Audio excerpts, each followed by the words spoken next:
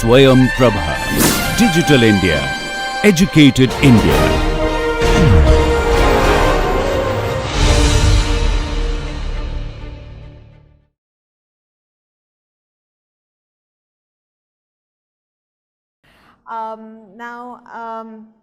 I'm just going to, in this lecture, introduce the overall setup and try and motivate the need for considering different voting mechanisms, because at the outset it seems like certain obvious choices should just work. So why are we breaking our heads over, figuring out who should win an election, which is kind of the setting that we will be exploring in some depth. The sessions tomorrow will delve deeper into specific sort of themes, and I'll give a high level introduction to all of them now. So this lecture will not be so much proofs as it will be concepts, definitions, and just examples. Yeah. And in the next lecture we will probably take a bit of a break just to talk about some generic game theoretic concepts by actually playing a game. So we'll put ourselves in a situation and ask ourselves what would we do. So again, it's more of an intuitive playing field. So that's kind of the plan for today afternoon. So let me just get started with voting, where I'll begin by describing the general setup. You are welcome to think of a political election as a running example at the back of your minds, because that's probably the most intuitive example. But I also want to call out the fact that that's not the only situation in which these mechanisms are applicable. Any situation where you have a bunch of people who are trying to decide something, and you have to choose a small number of alternatives from a large pool of potential possibilities, voting mechanisms and the theory of voting would be applicable. So this could be all of you trying to figure out where should you go for dinner tonight, what cuisine, or which film do you want to watch over the weekend. Different people have different tastes, and you want to somehow arrive at a decision where, I don't know, perhaps nobody is too unhappy or everybody is happy, depending on whether you are a pessimist or an optimist. That would be your sort of goal, right? Think of the Oscars committee trying to figure out which films should win, the various awards, or an airline trying to figure out which movies it should put on its entertainment system on board, which has limited space. Variety of situations, all of the things that we are going to discuss would be applicable, but political elections is a fairly significant, pertinent application, one that all of us are familiar with. So a lot of our terminology will also be inspired by that setting. So we'll talk of candidates and voters and things like that. All I want to say is that just because of the terminology, don't limit the extent to which these ideas can be applied. Okay, so having said that, let's just say that this is the situation we are looking at is that you have a bunch of voters and you have a bunch of alternatives. Mathematically, you can think of these as fixed, finite, and disjoint sets, although there will be situations where these sets need not even be disjoint. So it could be that the voters are the alternatives and they're voting amongst each other about each other. You could be in such a situation, but that's not one that we will encounter. So to keep things simple, I'm just going to assume that the set of voters is distinct from the set of alternatives, and the main component of the input is that voters express preferences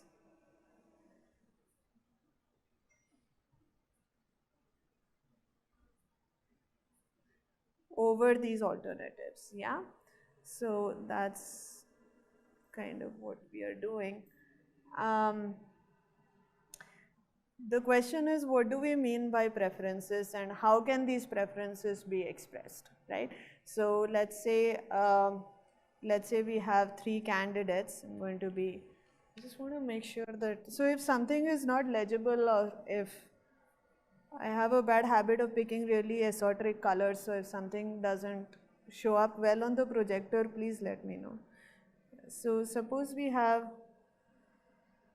three alternatives. I'm going to be unimaginative and call them A, B, C, but this could be, I don't know, Indian, Italian, or Chinese for dinner.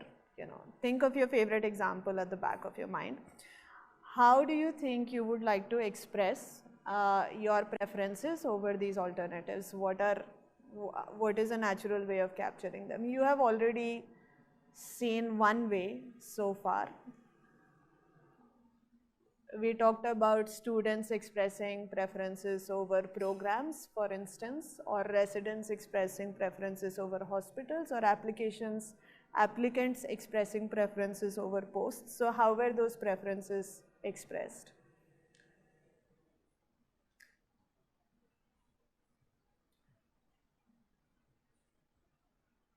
So what was the input to some of these matching problems, for instance? A list. Okay, so I'm going to call that a ranking. That's so one notion of preferences could be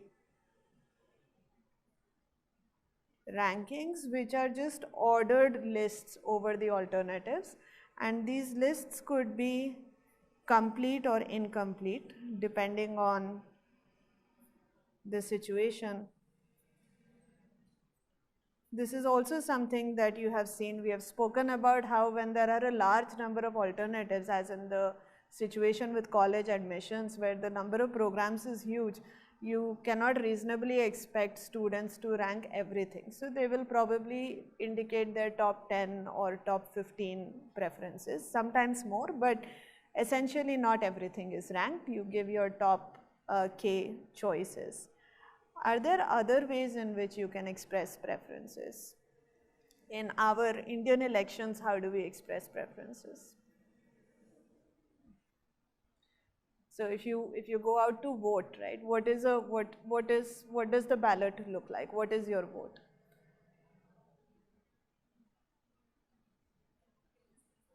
Sorry? So I'm not sure I caught that, so I'm going to ask you to repeat.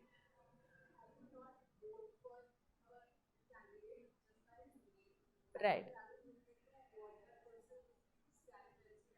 Oh, characteristics of candidates, is that what you said? Yeah, so that is the basis. Okay, so that is getting into the basis on which you form your opinion, or your preferences are determined based on various factors, right? So in a marriage problem, you may be looking at various facets which are typically enlisted in these matrimonial advertisements. So that may form the basis of the ranking. In a political election, it may be, you know, the contributions of the candidates in the past or the reputation of the parties involved or whatever. So those would be, so it won't be just by the names, sure, I agree. But my question is more about what is it that you submit to the central authority, right? So we've been talking about the authority that runs the Gale-Shapley algorithm, for instance. So they run it on a bunch of rankings. The Indian Election Commission processes a collection of votes, which are essentially what? Are they rankings? Do you rank all the candidates? You don't get an opportunity to do that. So what do you do instead? Right, so you just select, so you have, sometimes all you get to specify is your top candidate, right? So if you are an impatient group of friends trying to quickly figure out where to go for dinner, you are not going to say ki, you know, I prefer pizza over South Indian, over Chinese, over, you just say kahan jana hai, where do you want to go, and you get one option, and then you try to decide based on that. So that could be another way of expressing preferences. Can you think of any other ways in which people may express their preferences?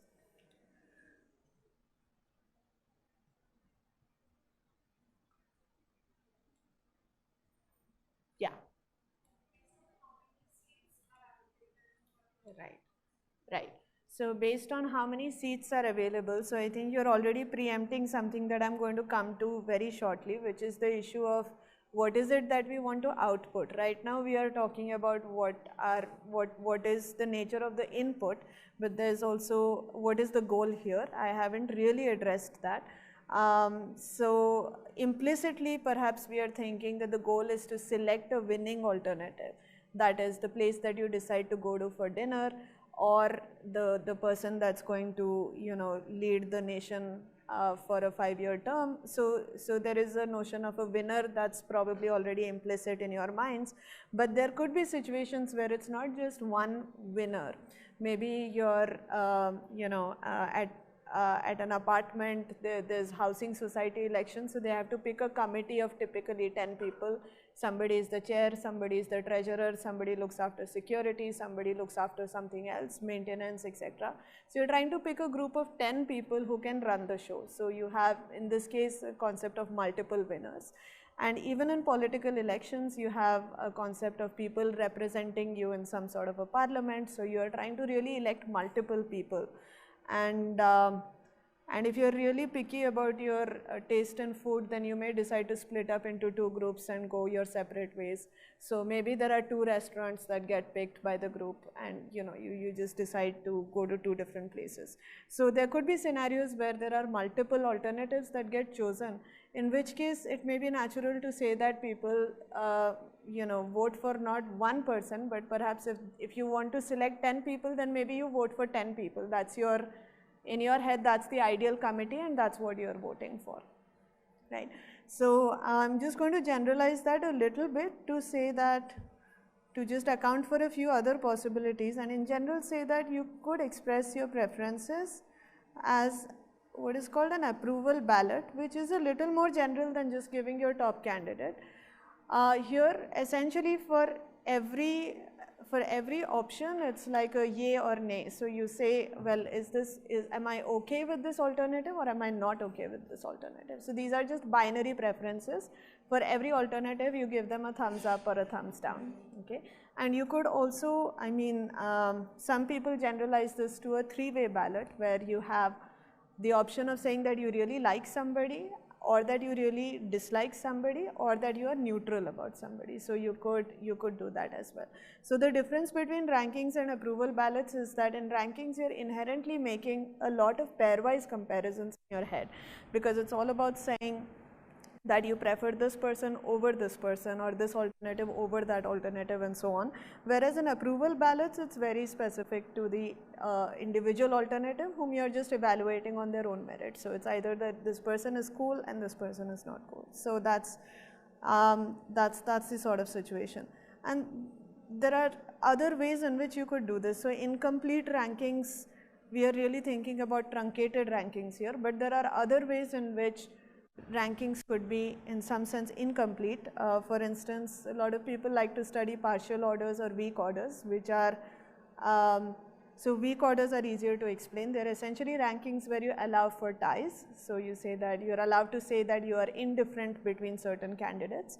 Partial orders are even more general, and so on and so forth. So I don't want to get into too many details at this stage.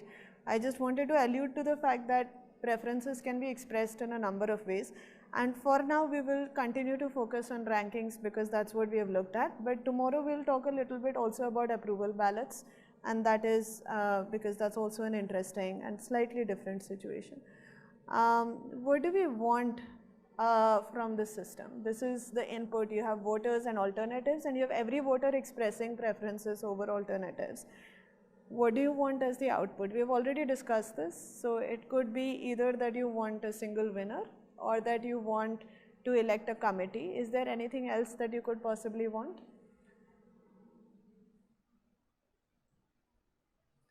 So you might even want a ranking of all the alternatives, which is sort of a reflection of the societal opinion of all the alternatives. So you might want the system to output a ranking which reflects the, you know, so not only the top candidate or the top 10 candidates, but essentially a complete ranking of all the candidates. So that's the sort of thing that you could be seeking.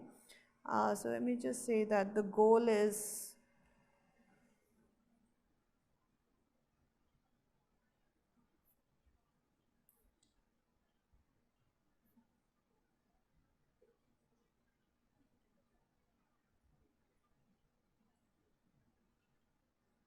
So the goal is to find a winning alternative, but keep in mind that it could also be a committee or a ranking. And again, we'll just stick to the problem of finding winners, although there is a bit of an issue with regards to ties. So you may be in a situation where the only natural thing is to just output everybody as a winner because everyone's doing equally well.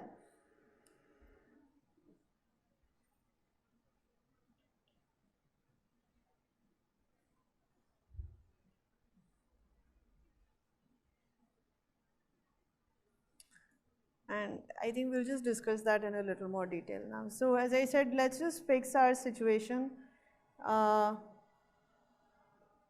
rankings. So the input is a bunch of rankings over alternatives and the goal is to find a winner. Okay. Keeping in mind that there could be various other scenarios, but we'll just focus on this. Okay, so let's say that there are, again, as I said, maybe 3 options that we are considering.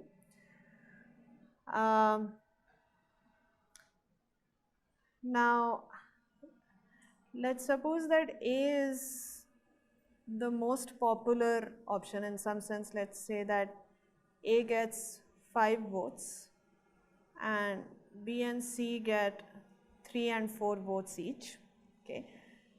These alternatives could, again, they could reflect a variety of situations. Let's assume that this is something that is serious, maybe it's some judicial setting. So I'm sort of following here the handbook of computational social choice. So in terms of reference, most of this will be based on the first and second chapters. So most of the examples are also drawn from there. So in the handbook, the specific example they're considering is determining the fate of prisoners. I don't know why it's always so morbid. So A is, I think, some sort of a, let's say, death penalty, and then B is letting them go free, and C is some maybe interim outcome. Okay, so so you are in, I think, some sort of a Roman Empire quite some time ago, and they're trying to figure out what to do, and this is a Senate which has voted like this. So 5 people are in favor of sort of a violent outcome, and then B and C are, you know, there are 3 and 4 people voting for these alternative outcomes in the Senate. What do you think is a good choice of what the outcome should be? So here there can only be one fate for the prisoner or prisoners in question. So there is no possibility of choosing 2 outcomes or more. So you really have to declare a solution. So what would you do in this context? How many of you would say we should go with A? Okay. Considering that's the most popular option, so okay, all right. So at least somebody rooting for A. So maybe let's even make it a little more tight and say this is 5-3-3. Why would you say that A is a reasonable choice, and why would you say that A is not a reasonable choice?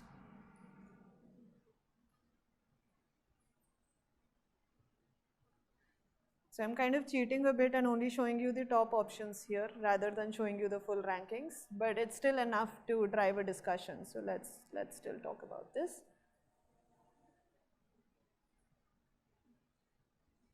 Okay, so pros of choosing A as the winner.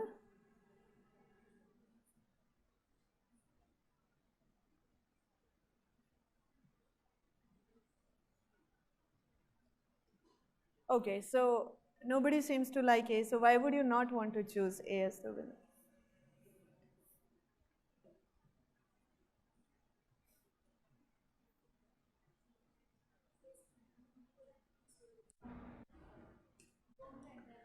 Okay, we don't know the entire ranking, so we don't have enough inputs to make up our minds. That's a fair point. And we will get to examples which do have rankings. But suppose, just for a moment, suppose that this is one of those situations where everyone is only submitting their top candidate. Although I promised you that we'll be focusing on rankings. Let's just say that folks are focused on their top candidate. And that's all the information that you have to wrestle with. Is there a clear concept of what's a good outcome? It's not a clear majority, it's not more than 50%, and therefore, in some sense, yeah, so B and C together have 6 votes, right? And that makes it, so this is,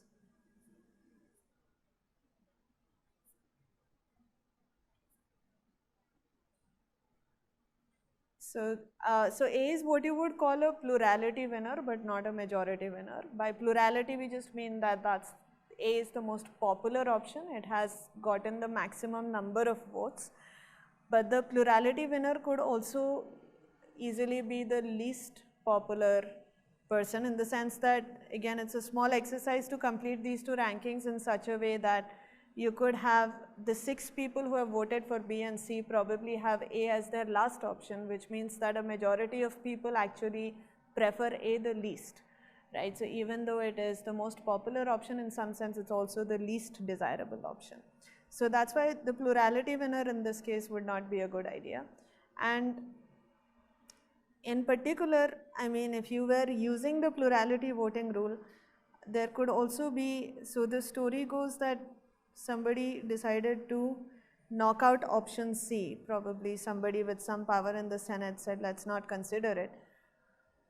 And assuming that the voters who voted for B and C actually had A as their least favorite option, when you don't have the option of C, then you are going to go to your next favorite option, which is going to be option B. In which case, by simply deleting the option, deleting one of the alternatives, you have actually flipped the outcome of the election.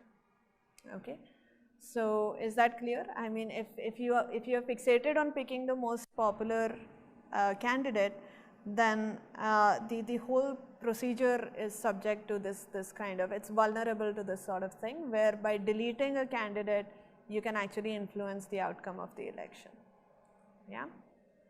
Okay, so this is one of the things that we will look at more closely tomorrow. This is called control by deleting candidates.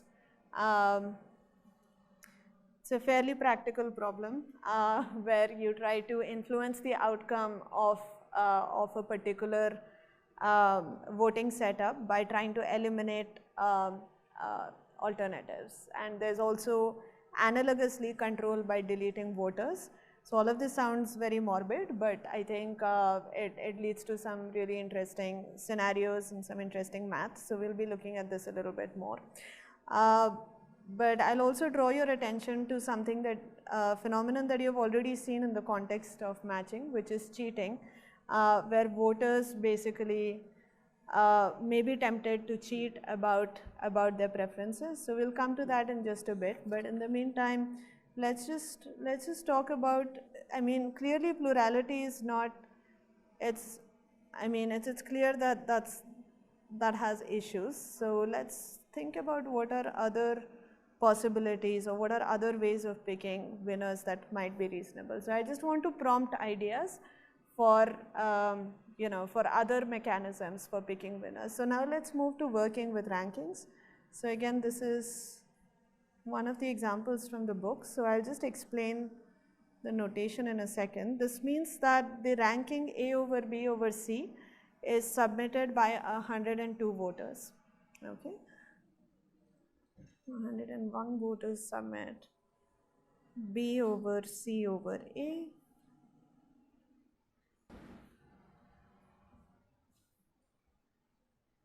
All right. So is the notation clear? So 102 voters prefer A over B over C, 101 of them prefer B over C over A, and 100 voters prefer C over B over A. All distinct rankings.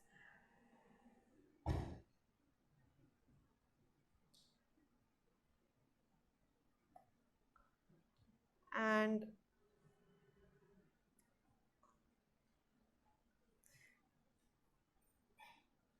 so you look at plurality, what is the, who is the winner? Plurality would be A.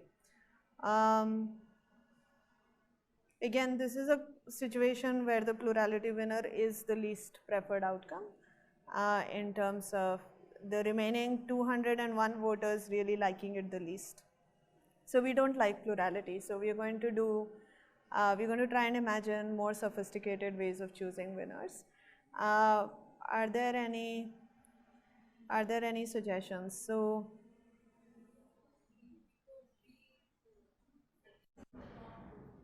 yeah, so B is in the top 2 for all voters, which means that you don't make anyone terribly unhappy. So what is, okay, so it certainly in this specific example, B seems like a good choice. Can we think of formalizing a mechanism which actually makes B win based on this idea? So clearly the main issue with plurality is that it is not considering anything beyond the top vote. So since it is not even taking that information into account, it cannot take advantage of any of the other information. So we need to, this motivates the need for mechanisms that actually dig deeper into the rankings and actually use all that extra information that is there. So how do you think we might come up with a voting rule or a mechanism which actually accounts for this additional information?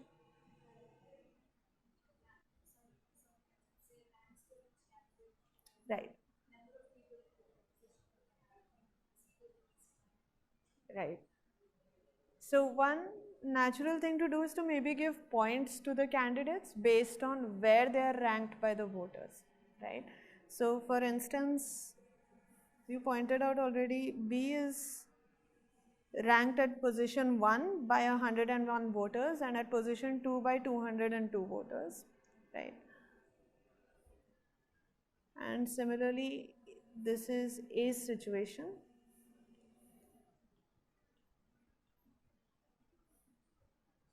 And this is C's situation, which,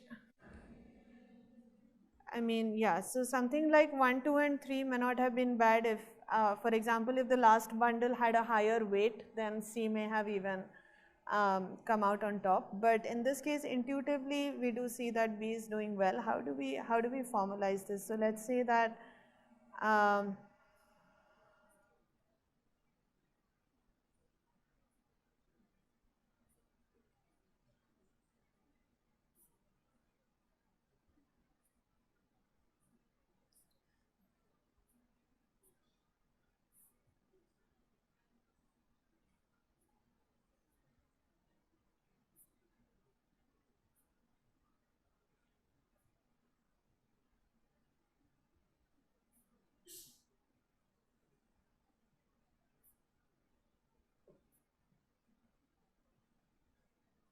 so is this a reasonable proposal? Maybe we just give scores of 0, 1 and 2 based on the ranks, yeah.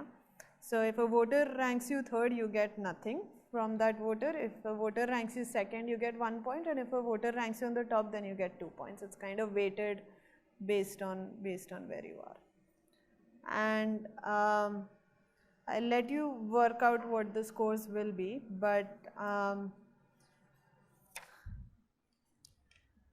B emerges as the winner if this is what you use.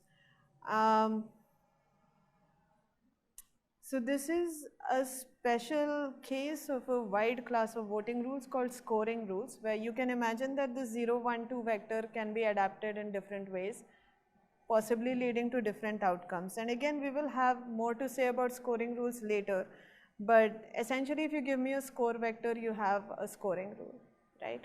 So it could be that you want your scores to be -2, 0, +2, for instance. Like you want to heavily penalize being ranked last and you want to heavily reward being ranked on the top, and Beachka is a neutral stance, so you give 0 points for being ranked in the middle. That could be another way of looking at it. Plurality is a special case of a scoring rule where the scoring vector is, what is 0, 0, 1. And if you've heard of terms like veto, veto is another scoring rule where essentially it's a flipped scoring vector. You give 1 for everything other than being ranked at the bottom, and if you're ranked at the bottom, you get 0. So that's kind of the opposite of plurality. So, and there are also other, so for instance, you could also do a thresholded version of plurality where you could say that you fix a threshold k, and if you make it in the top k positions for some voter, then you get 1 point, and if you fall below the top k, then you get 0, right? So it's a kind of generalized plurality where you are accounting at least a little bit for the rest of the ranking, right? So plurality, so that's called k approval, and plurality is essentially k approval with k is equal to 1. So this is one class of voting rules, and I'm going to let you think about potential issues with this sort of a score vector. This is called the Borda scoring rule.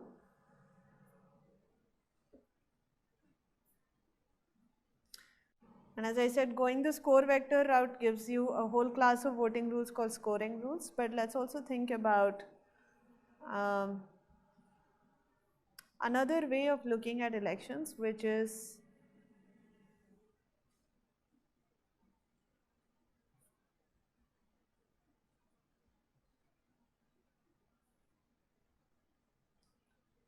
pairwise majority rules. And here what we want to do is essentially have the candidates face off against each other, yeah, and engage in these pairwise battles like you would do in maybe a sports competition, right?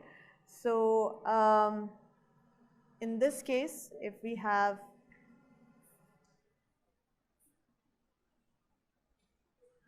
a pairwise election between these candidates, who would win or lose? So notice that we have an odd number of voters. So there would be, this is very similar to the sort of situation we had with popular matchings, where you basically ask the voters which candidate do you prefer. So the number of voters who prefer A over B versus the number of voters who prefer B over A, that's what you want to analyze when you're doing the pairwise contest between A and B, right?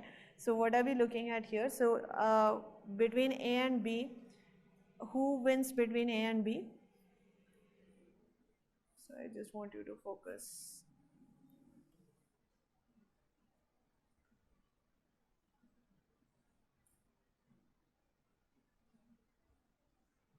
So how many voters prefer A over B?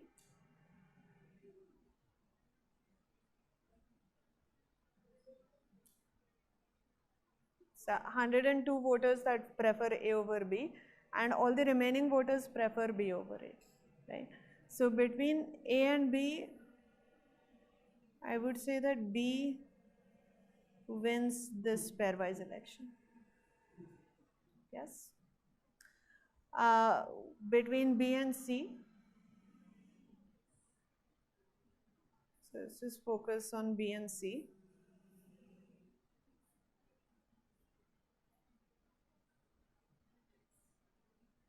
Who is winning?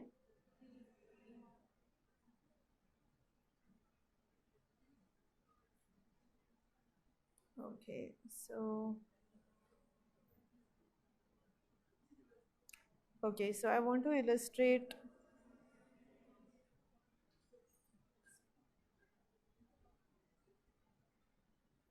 so between B and C, also B is winning.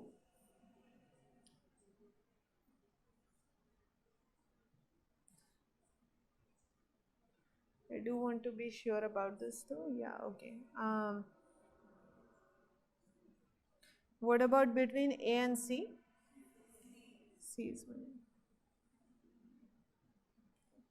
Fine. So, so in this setting, we see that B again seems like a natural choice, given the fact that it's winning it's winning the two pairwise elections that it participates in, right? Okay, so one sort of, concept could be that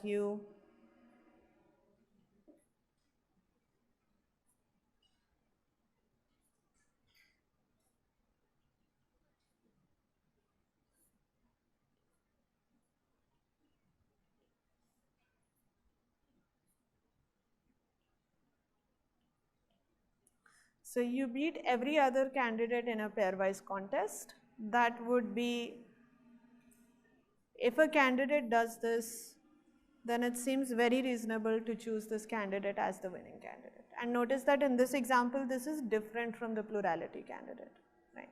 So this is a so-called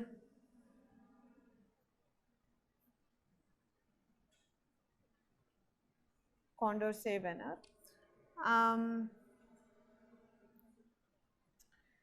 Is there a problem with this definition, or do you perceive any issues with the concept of a Condorcet winner? So is the definition clear? You run pairwise contests between all pairs of candidates, right? And somebody who beats everyone else in their pairwise contests. So for a pairwise contest, you essentially project the election on those two candidates and basically look at their performance, right? And essentially, if somebody wins all of these pairwise contests, then that seems like a pretty strong contender for winning the election. Yes.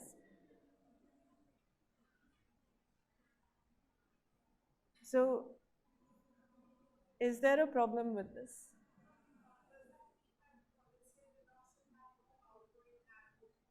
In this pairwise majority graph, that's a good point. So, if you drew this graph where you have an edge from a candidate A to a candidate B, from A to B, if B defeats A in the pairwise contest, so this is called the pairwise majority graph, although sometimes people like to make this a weighted graph where you label the edges with the margin of victory, like by how many votes did I win.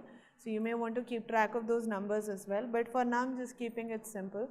And this is also going to be a complete graph because you will have the pairwise contests between every pair of candidates.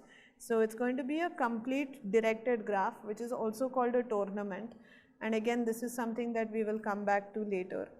But in this graph, if a candidate has no outgoing edges, that would mean that they were not defeated at all.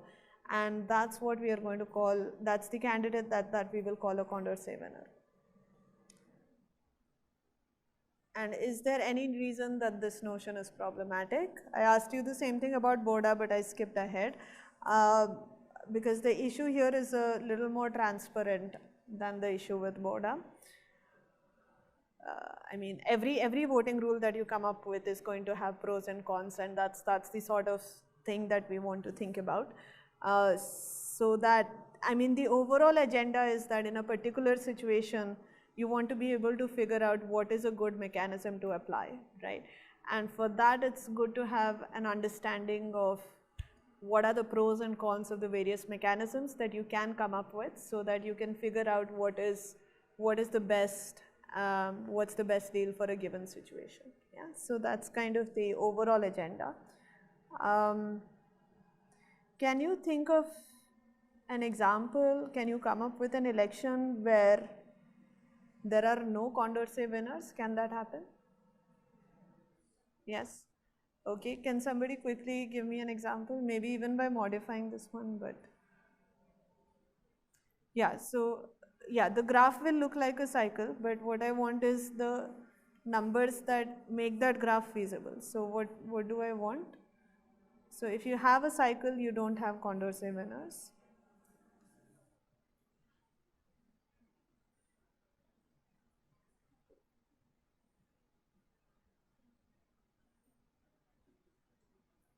So this is a situation where you don't have any Condorcet winner, that's a graph. What would be an election that produces this graph?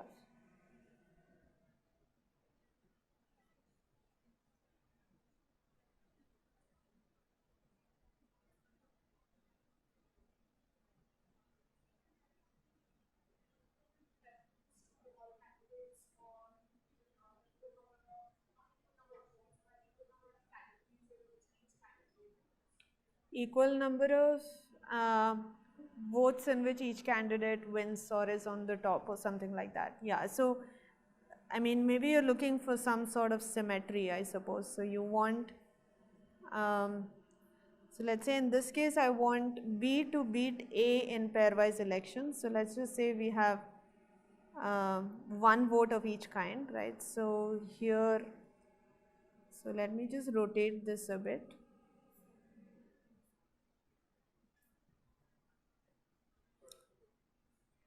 Sorry? Okay, so this by itself does not work. Yeah, let's just double check. So this is this is okay. You think this will work? I Yeah. So let's just check. So B beats A in the first two columns, right? And so that's so B defeats A. I want A to defeat C. Um, I see. So here C is defeating A, so that's why you wanted me to switch this out. Is that what you were saying? A defeats C. So I want A to defeat C. So A defeats C in the first and the last column, and I also want B to defeat. I want B to defeat C, and that is happening in the first two columns. Yeah. So that is a situation where a Condorcet winner does not even exist, and this is called a majority cycle, which is quite interesting because it sort of emerged from acyclic preferences. We always assume that individual preferences are rational and acyclic, that you have a clear ranking and you don't say things like I prefer A over B, B over C, and then C over A, which would be slightly crazy because I mean most rational preferences are transitive, although there could be settings where even an individual preference may be cyclic, because it's possible that the evaluation is happening based on different dimensions. So maybe there's a context in which you prefer A over B and B over C, and maybe when you are being asked about C over A, if the context has changed, then maybe you could still go the other way. So there are people who do study cyclic preferences, but again that is something we won't really go into. So for us, preferences are always rational, which is to say that they are acyclic. But by combining a bunch of acyclic preferences, we have somehow ended up with a societal preference that is not rational. And majority cycles are a fairly fundamental philosophical issue in voting, and a lot of work has been prompted by the existence of majority cycles and trying to understand what are reasonable ways of dealing with them. I mean, technically a voting rule could just say that I'm going to declare a three-way tie between these candidates, for instance. Assuming, so this could be a majority cycle that's embedded in a larger election where it's conceivable that these three candidates are dominating everyone else and all the remaining edges are outgoing, but there is a cycle between these three, in which case it may seem reasonable to say that there is a three-way tie and you figure out how you want to resolve it. And that is one way to do it, but as we will see, there are other ways of, in some sense, breaking these cycles or trying to figure out what's a way of dealing with it. But that's one of the issues with just talking about Condorcet winners, is that you may end up with fairly large tied classes, so these cycles could be much longer, in which case it becomes a serious issue. You could, however, ask for any voting mechanism that you come up with to be Condorcet consistent, which means that in the presence of majority cycles, the voting rule is allowed to do whatever. But if you don't have majority cycles, then whatever outcome you come up with must be the Condorcet winner. So when you come up with your own voting mechanism, a nice property to check for is it Condorcet consistent? Yeah. And that's a good exercise to, to sort of validate for many of the voting rules that we will see, is it Condorcet consistent? Okay, one thing here that I've already mentioned is that we haven't really accounted for the margins of victory while talking about the majority graph. So let's do that now. So I'm going to define this quantity.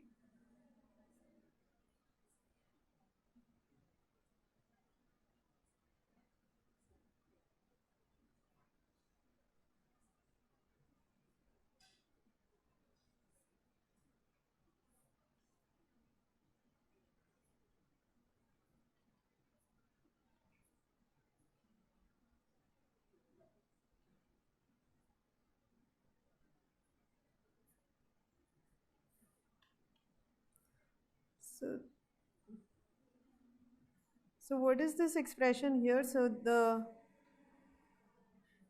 this notation here is basically it's the notation for the preference of the jth voter, and it's saying that the jth voter prefers A over B.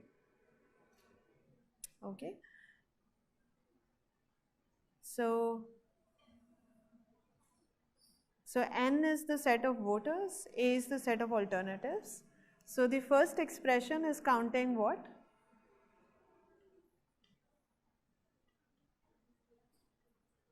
So right, that's the number of voters who prefer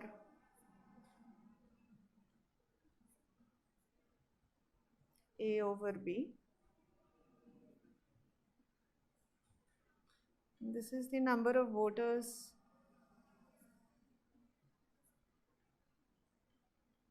who prefer B over A.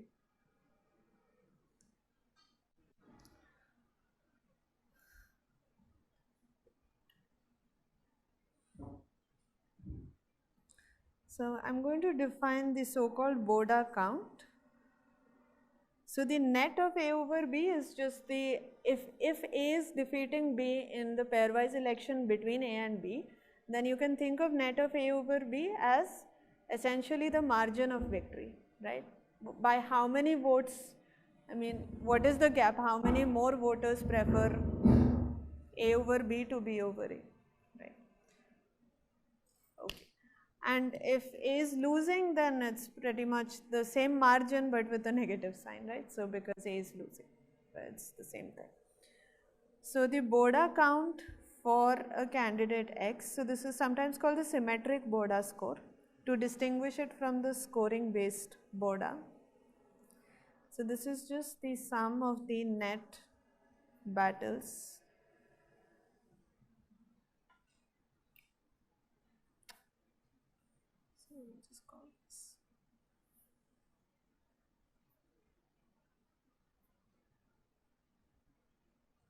So essentially I'm running I'm pitting A against all the remaining alternatives, and I'm picking up its margins of victory, margins of victory or defeat depending on the situation, and I'm adding it all up.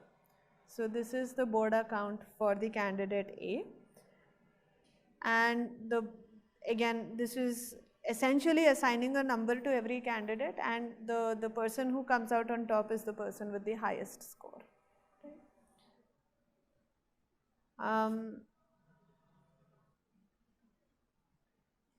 Is there a connection between the Boda count and the Boda score, the score based Boda voting rule that we saw before, which is here?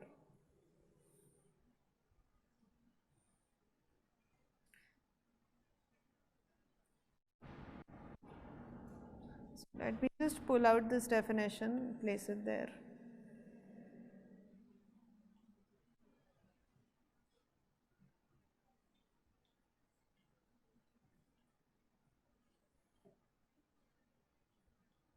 So remember that the net is just the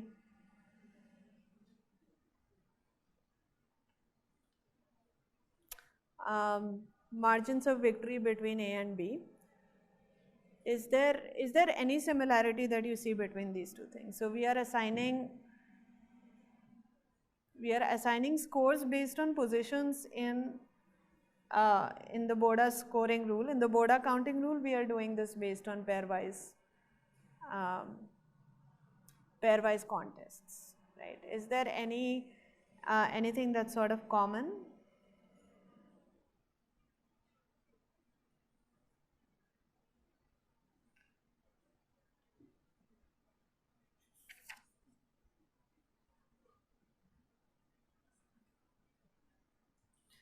Okay, so there is a relationship between these two quantities, and let me just at least try and convey some intuition. So when we are giving 2 points to A for every voter that ranks A on the top, right?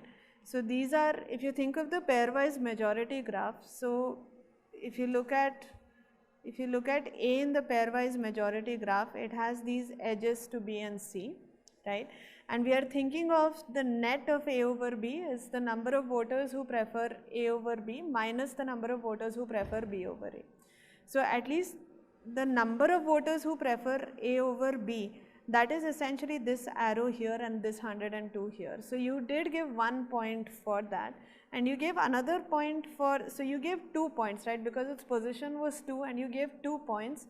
You can think of those 2 points as being distributed over 1 point for defeating B and 1 point for defeating C.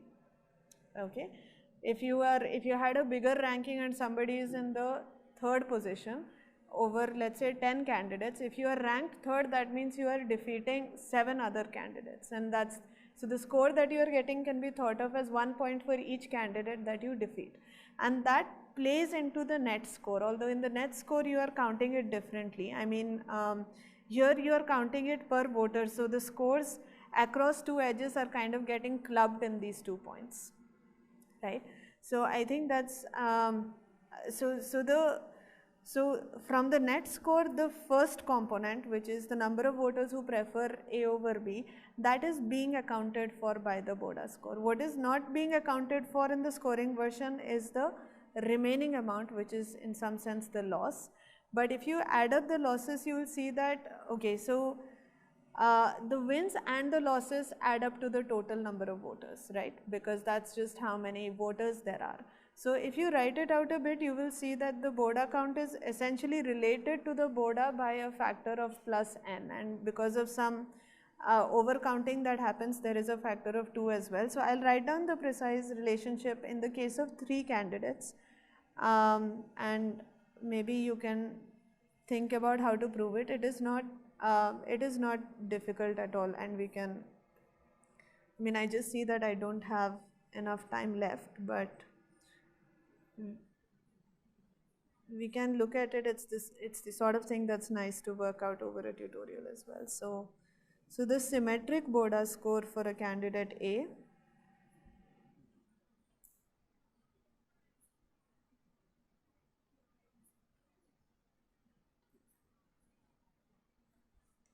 So this is how I'm going to put it, and I'm going to leave this as an exercise for now.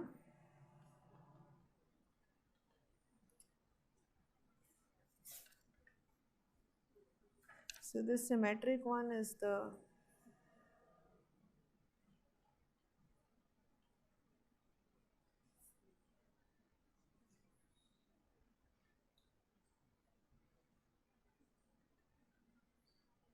So I always get confused. So the asymmetric one is the one based on the scoring vector, and the symmetric one is based on the pairwise majority elections and the margins of victory and defeat.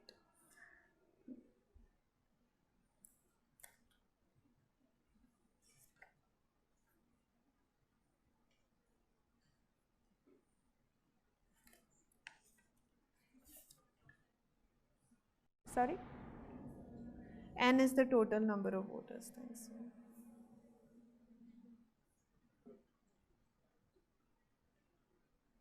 So I think in general, this 2 is going to be number of candidates minus 1, but I'm just going to say on an election with 3 candidates, because it's just a little less messy to see.